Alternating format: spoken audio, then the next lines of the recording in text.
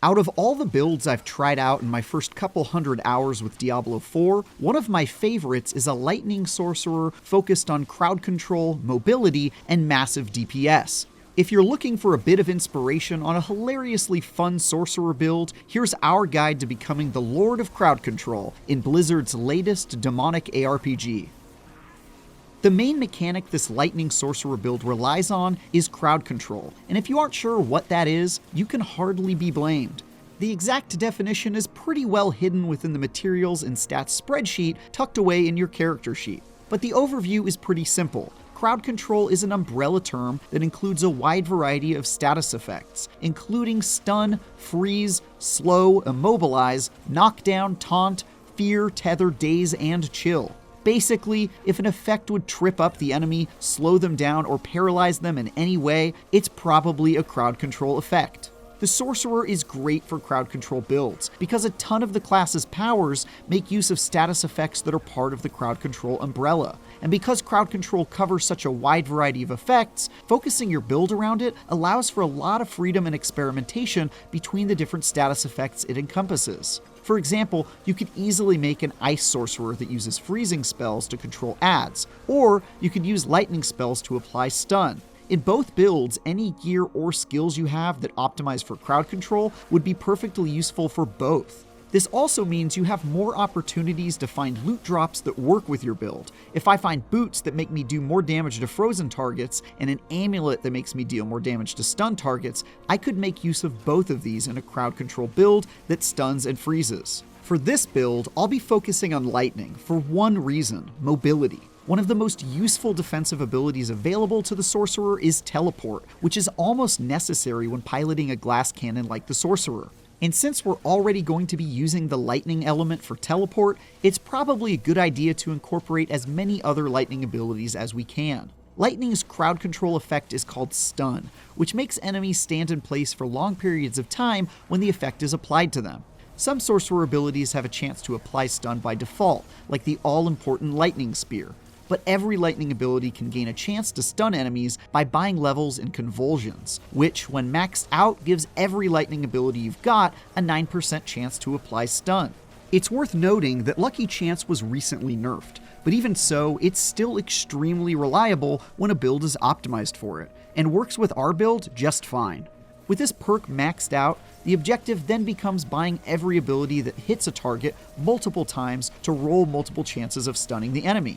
For my build, I chose Spark as my basic skill because it hits the enemy 4 times, Chain Lightning since it bounces between enemies up to 5 times, and Lightning Spear since it flies around and homes in on tons of enemies and applies a stun of its own.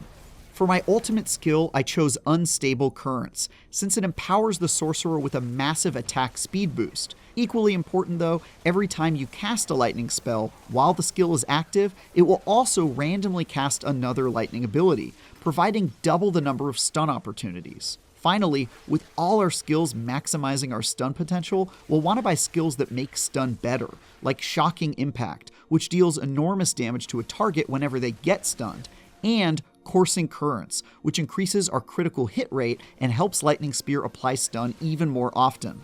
With all these stun abilities selected, the meta then becomes finding as many ways as possible to reduce cooldowns, and one of the best ways to do that is with the key passive skill Overflowing Energy. With this skill purchased, we can use Crackling Energy, orbs of lightning that are created by hitting things with lightning attacks, to reduce our other cooldowns. For that reason, we're also going to want to get every perk that makes Crackling Energy orbs as numerous and powerful as possible. And luckily for us, there are an absolute ton of ways to do that. For my build, I chose Flickering Spark, Static Discharge, and Destructive Chain Lightning to generate more Crackling Energy. Then I bought Invigorating Conduit and Supreme Unstable Currents to make those orbs of electricity more useful. With these equipped, we've now got some great offensive crowd control synergy, where Crackling Energy continuously deals damage to enemies and recharges all of our other lightning abilities. And our lightning abilities stun targets, stopping them in their tracks. To bring it all together, we're going to make Lightning Spear our first of 2 enchantments. If you don't know what those are, enchantments are unique perks you can apply to any spells you've unlocked, which give them special effects. When Lightning Spear becomes enchanted, Picking up a crackling energy gives a chance of creating another lightning spear, which makes enemies become stunned even more often. Next, we'll need to focus on defense and mobility. As mentioned before, teleport is an extremely useful skill we'll be optimizing for this build, as it's the best way for the sorcerer to keep their distance and stay alive.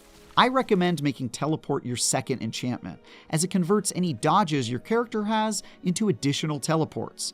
On my current setup, that means I can teleport 3 times in a row, with continual cooldowns making it so I'm practically never without one in my back pocket. The main thing that gets the sorcerer killed is when they get overwhelmed by enemies or pinned against a wall and quickly die, since they're so squishy. Teleport makes it so you'll never have to worry about that. Plus, it makes getting around dungeons faster, since teleport greatly improves the general mobility of the sorcerer. But sometimes we will want to stand our ground and sling spells, and for that to work, we'll need to invest in another defensive ability, Ice Armor. Why would we go outside of our chosen element for a second defensive skill though? Because Ice Armor not only protects the sorcerer, but gives them another way to apply a crowd control ability, Freeze. By buying Ice Armor and making our way to Shimmering Ice Armor, we'll have a 15% chance of applying Freeze to anyone who hits us, and any bonuses we have to dealing damage against enemies affected by crowd control will apply to frozen targets as well. The rest of our skill points can be spent in a variety of ways depending on personal preference. You may want to buy more skills in Spark or Lightning Spear to increase their damage, or max out Teleport to make the cooldown as small as possible. You could also invest in Icy Veil to increase the duration of your ice armor and give more opportunities for attacking enemies to get themselves frozen. Now that we've got our skills picked, our quest becomes hunting for gear that makes us the enemy's worst nightmare, and there are lots of options to pick from. The thing you should be on the lookout for is anything that improves your stun or freeze options, lets you do more damage to crowd-controlled targets, enables casting even more lightning spells, or gives you more crackling energy to collect. Lots of gear offers buffs to crowd-controlled enemies, and there's even a legendary perk that can give you a 35% boost on its own. I've also found one that gives a chance for enemies to get stunned whenever they attack me from range, gives Chain Lightning more bounces, makes Unstable Currents cast an additional spell, and makes Ball Lightning spin around the sorcerer instead of shooting out in front of him. My current Holy Grail is a perk that gives a 10% chance of releasing a Lightning Nova every time I pick up a Crackling Energy, which would take my build to the next level, if I can find it out in the wild. One of the great things about this build is that it's unlikely to become the target of a nerf for the simple reason that it's not really busted. It has a high risk with a high reward, does a few things really well, but doesn't break anything and pretty much feels fair. Seeing as some of the most overpowered builds have become the target of nerfs only a few days after the game's launch, there's something comforting about playing a strong, but not obviously broken build that you might be forced to scrap in a few days or weeks anyway. And there you have it. Now you know how to turn your sorcerer into a master of crowd control in Diablo 4. If you'd like to copy my build in its entirety, here's a breakdown of all the perks I bought. Keep in mind, though, that I had maxed out skill points, including all regional renown unlocks. For more handy Diablo 4 tips, be sure to check out our growing collection of guides. And for everything else, keep slaying demons with IGN.